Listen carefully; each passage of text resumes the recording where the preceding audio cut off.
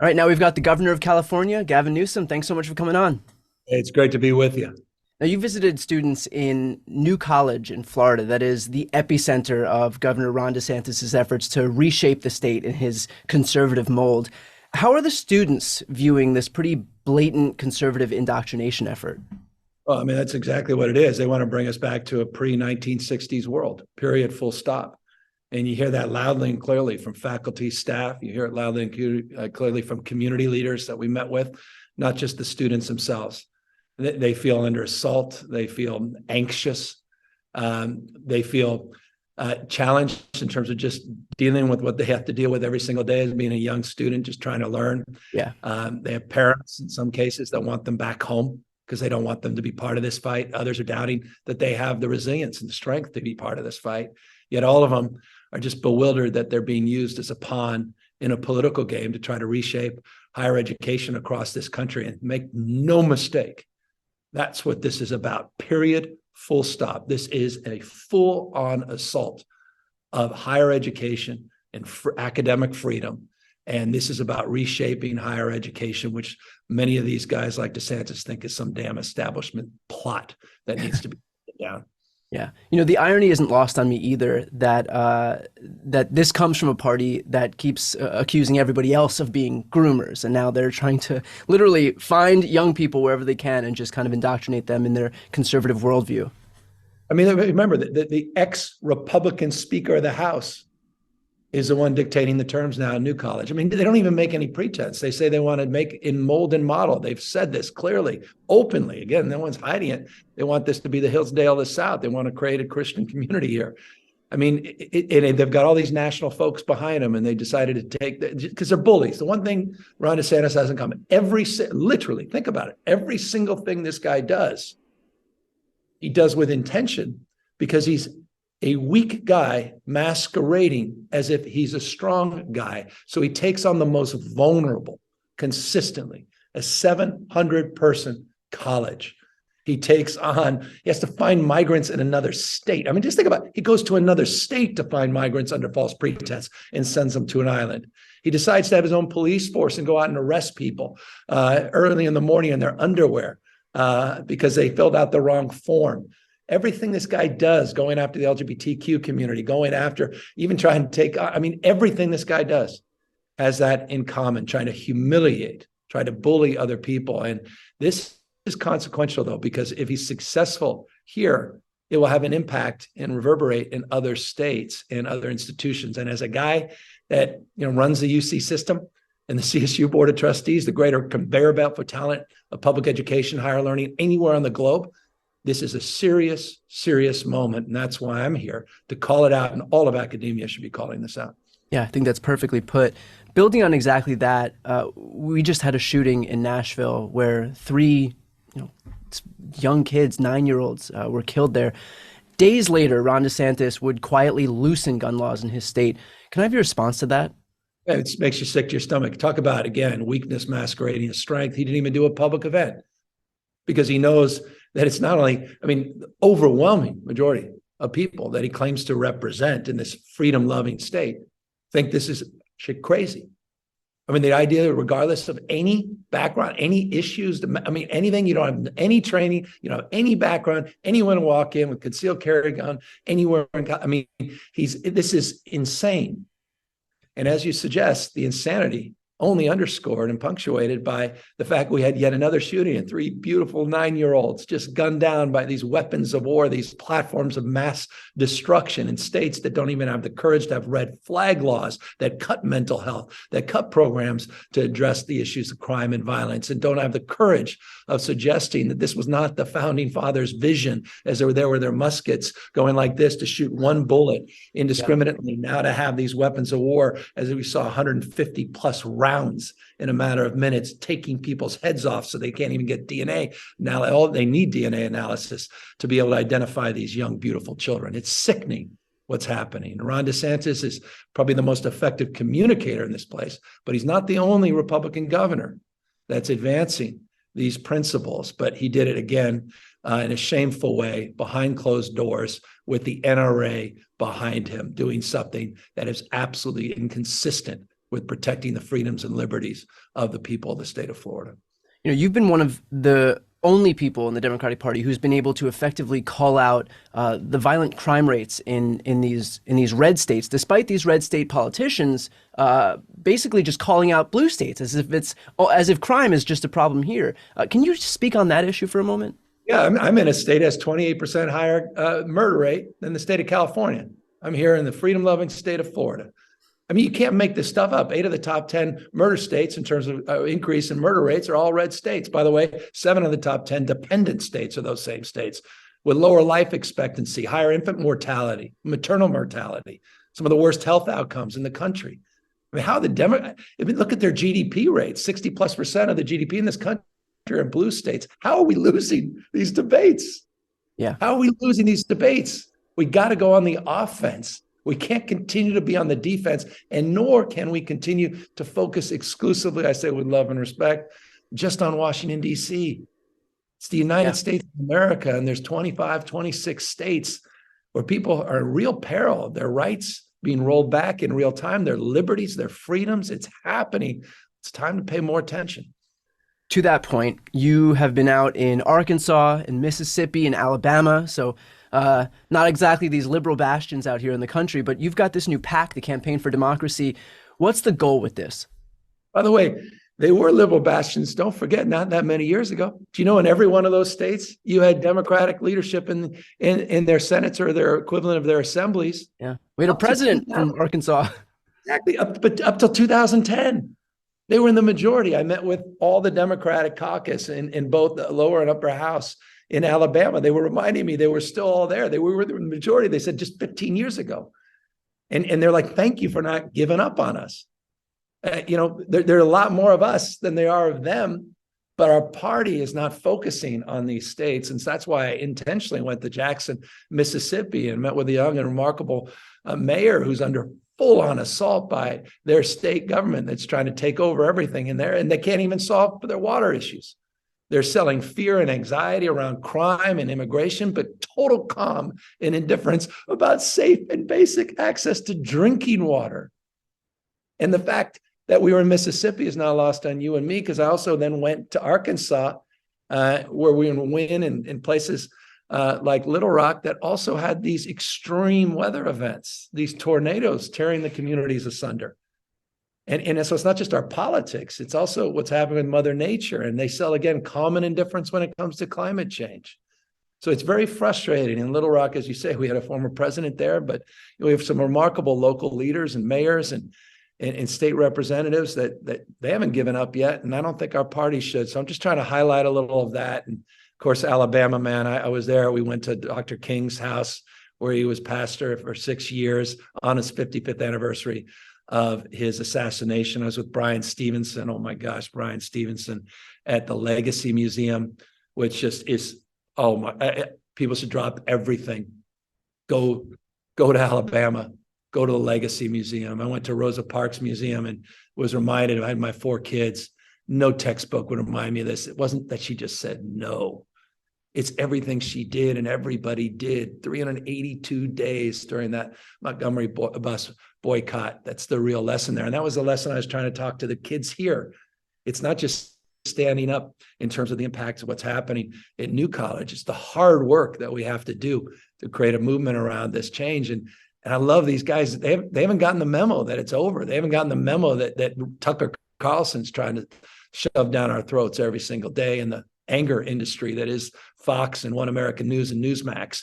And that gives me some confidence, man, that we can figure this stuff out. I mean it. I'm like so excited about what we're capable of doing if we just don't give up on anybody, don't give up on these states. Yeah, and I think that's underscored, by the way, by the fact that we just saw, the Wisconsin Supreme Court go get flipped from red to blue, and we're watching, these states where these Republicans traffic solely in extremism and just kind of shoot themselves in the foot because people don't want it. And I don't know how many times Americans have to tell these politicians that they don't want it. They did it in 2018, 2020, 2022, and nothing's changing. They keep selling the same product. People keep refusing it, but don't interrupt your enemy while they're making a mistake, I guess. And I agree. By the way, 100% agree with you. And we also should be mindful how successful they are at the same time. And what I mean by that, maybe not through the prism of a national lens and not through the prism, obviously, the situational lens as it relates to the wonderful victory with the Supreme Court yesterday in Wisconsin, but they are rolling back rights in real time. Yeah. On voting rights, on civil rights, LGBTQ rights. They're rolling back rights on abortion. They're rolling back rights on contraceptives. And they're doing it state after state. It's a full-on assault. These bathroom bills, the othering, the us versus them mentality, the trans community, the obsession with drag shows. And they're winning and they're scaring people into submission. And there's a hierarchy, a framework of power and dominance and aggression that they're advancing. And again, they're winning in these states. And they're also trying to nationalize these wins with the, judge shopping in Amarillo, Texas, judge shopping down in San Diego, California, where we have a Judge Benitez, who's likely going to throw out our assault weapons ban, obviously with the Miffy drug and the impacts that could have on medical abortion. So you're 100% right. But the prism to which I see the world is not always top down. It's also bottom up. And Dobbs obviously helped us in the midterms, but I hope we don't get lulled into some semi-conscious, semi-confidence where we lose consciousness of this rights regression that is happening across our country. You're in these red areas. I don't know how much you've gotten to speak to Republican voters or Republican constituents, but I guess my question would be, if you are, how are they reconciling their allegiance to their political party, which in many ways is their identity, right?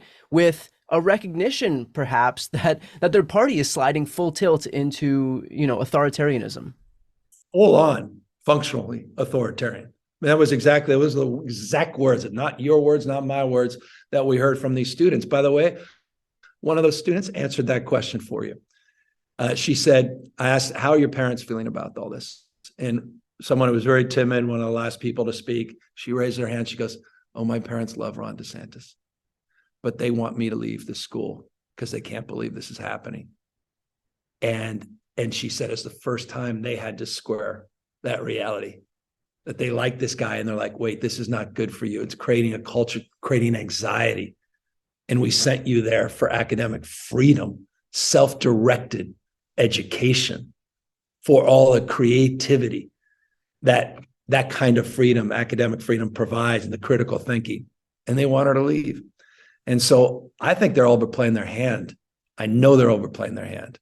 And I guess that goes to your earlier point, if your enemy is screwing up, just get out of the way. I get it. But there's so much damage they're doing. There's so much vandalism to our rights and freedoms and liberties they're doing along the way. And that's why I'm on my way, to continue this red state tour, to continue to call this stuff out, because I really feel the Republican Party, if they've done one thing effectively over the course of the last few decades, man, they have built institutions, they built muscle memory, they book bans and all this stuff. This didn't happen by chance. I mean, these guys are organized. And by the way, this whole New College thing, this is a national organized effort. They've been building for this. They were looking for a pond. They were looking for a target that they want to export. Democrats, we do a little of that, but we so fall in love so quickly. Guy on the white horse to save the day. We're like, oh, there. And we're like puppy dog, and then it's like, oh, and then we stop doing the hard work. And that's why I think it's really important. Bottom up, not just top down. And that was Obama's campaign, wasn't it? All these 35,000 self-organizing communities. Change starts from the bottom up. Yes, we can. And that campaign mindset, we need to get into how we govern. And that's hard. I'm struggling with that as governor as well. But that's also functionally what I'm trying to focus our efforts on. Governor Newsom, what have you learned about the country during these stops? That the fear and the anxiety and cynicism that so many of us have, you want the antidote, just go local, man. Stand on your head, go local. These just incredible things you're seeing at the local level. I mean, I'm in Bentonville, I'm in Montgomery, I'm in Jackson, I'm in the deep South. And I come back inspired, enlivened. Yeah. I mean, like, I'm here in Sarasota, Florida. I'm literally at the library in Sarasota, Florida, right next to New College. Just met with these kids. And I'm like coming back. I'm like so excited. And I get to be governor. I get to do my job. I'm a so much better person, I think, because of this experience. And because I feel a deeper sense of accountability, responsibility. We're not victims. We could shape the future. We're not victims. I heard that there was an activist. I love it. It was a huge room.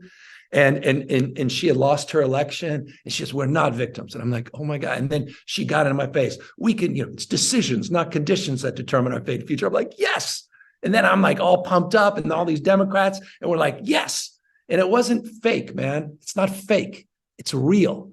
And as long as those people are out there and we say to them, you matter, we have your back, man, we can inspire more of that. And, I didn't get the memo. I ain't giving up yet. I ain't giving up.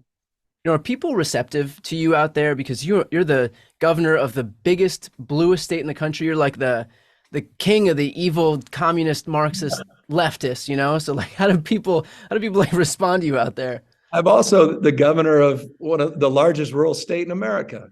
I'm also the governor of the biggest agricultural state in America, with more hunting jobs, with more fishing jobs, with more forestry jobs than any other state in America. I'm also the governor of the biggest manufacturing state in America. It is all familiar to me. That said, yes, this bear does represent a lot to a lot of people. Yeah. And I know that as well or better than anybody else. So no, that's hard, right? I mean, there's a little humility. I understand. I have to win people over, including, by the way, I was with the Alabama Democrats. Like, well, what are you doing out here? Why are you here? You got to win people over. I'm not naive about that, and that's why I went to church before I was there, just to be reminded, these foundational principles, all bound together by a web of mutuality, right? I mean, just we're all in this together. We're all better off. We're all better off. I was sitting there listening to the Clinton Library, and he talked about we celebrate all our interesting differences. And it didn't end there. We celebrate all our interesting differences, listen to Clinton, but we unite around the things that bind us together. And I just am reminded of that. That's that second part of the equation. Democrats, we need to talk more about what unites us together. Democrat, Republican, rural, urban, from one coast to the other coast, to the south and the north.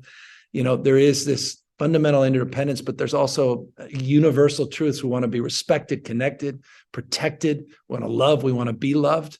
I mean, stop the politics, man. It's getting in the way of these human values that connect us all. And if I can find that, versus the blue and the bear, then we find that space, that sort of magical space when we talk about our kids. Do you find that people are appreciative of you going into areas that a lot of us would consider forgotten areas, or they themselves would even consider forgotten areas? When I hear politicians, I roll my eyes like you and everybody else rolls their eyes. Brother, it was off the charts how happy people were. I was like, wow, I didn't know. I was like, thank you for doing this. They're like, no, thank you. I'm like, why are you thanking me? Kind of did this selfish thing. I want to be helpful, but I also wanted to absorb and understand. And like, no, thank you. And it's amazing. Just showing up, man. Show up, and just listen and absorb, have a two-way conversation. I'm doing this PAC. I know PAC, right? Everyone goes, oh, you're the politician of PAC. But, I had all this extra money because they tried to recall me, and I had to raise $84 million. I raised like $138 million in 18 months. And luckily, after we beat the recall handily and was able to win my reelection, I had this big surplus. I'm like, what am I going to do with it? And I'm like, I love what DNC is doing. I love what Biden's doing. I love they're preparing for 2024, looking at the electoral map. I get that scarcity of time and resources, but I don't have a scarcity of time. And right now, relatively speaking, I don't have a scarcity of resources. So how can I use them to the biggest effect and impact more people, more ways on more days in a way that's different and distinctive? And that's kind of the approach we're taking. We hope it's complementary. But in the old adage, once a mind is stretched, I hope it never goes back to the original form. I hope we keep stretching the possibility for our party not to give up on Alabama, not to give up on the South. These are our voters, man. They need us. These are people, the Republicans need us out there. Like, you really, Medicaid, they're not even expanding Medicaid. Their rural hospitals are going out of business. It's mind-blowing. I don't know who the hell these guys are representing. So they need us, and we can't give up on them, these American people that many happen to be Democrats. A lot of them are Republicans. What was the decision-making process to go into these places that are deep red places where there may not be hope for a long time of Democrats taking power, when there are still purple areas? There are these swingy districts, these swingy states where, going into these places might push some of these people over the edge and, who are on the fence, and where we can actually have a better chance at kind of gaining power and then, implementing an agenda that is more, the agenda that people are looking for? It's the right question. It's a question I asked, and we answered it a little differently. I feel like there's so many organizations doing amazing work in that space. Red to blue, all these groups that are in that frame, right? And I'm like, again, where can I add value in a down a path that no one's really I mean, it just and how can I not also pave over the old cow path, so to speak? Meaning, how can we do something a little bit with iteration, a little different? And this whole idea of going out and showing up and taking, with all due respect, I mean, I'm not holding back on DeSantis in his backyard. I'm just done receiving end of, Jesse Waters or whoever these people are on these. I'm sitting here and then CRT this and, crying woke about everything. Look, there's a cloud and it's quite woke cloud. I mean, it's insanity. I'm like, so it's iteration. I did those ads in Florida. You can accuse me of many things, but not being inconsistent. I did those a year and a half or so ago. I did billboards in 7 states, 20 billboards on, ca.abortion.gov saying we have your back as it relates to reproductive freedom and rights. I did, ads in Texas. I'm trying to do things through an iterative mindset, see what works, try a new communication strategy, getting them on the defensive, not just ours. Because how can they not be on the defensive? Yeah. I mean, on health and wealth and education, they're failing. I'm in a state had 58% higher per capita death rates under COVID. That's freedom. 58% higher per capita death rates. Their education system, we outperformed during COVID Florida, the vaunted Florida. We kept our schools open. Really? Well, you know what? You did worse in terms of learning loss in the state of California on 3 out of 4 key metrics. 4th grade reading, 4th grade math, 8th grade reading, 8th grade math. We outperformed them 3 out of 4. And the one we did, we tied. On issues of crime, we talk about that. On issues related across the spectrum, including economic output, we contracted less in Florida and Texas and the national government. And we expanded in 2021 during the rebound year more than they did. There's a lot of myth out there, a lot of BS. And I don't know, we can't win through the lens of trying to get on Fox in a retort to, Sean Hannity. We got to go out on the damn road, man. Well, we'll leave it there. Thank you so much for the work you're doing and for, finding all these people who need some representation out there and who are fighting a good fight in places that other Democrats aren't going to. So, Governor Newsom, appreciate you taking the time. Well, I appreciate you just doing everything you do every time I see you. So I'm honored to be with you. Thank you, buddy.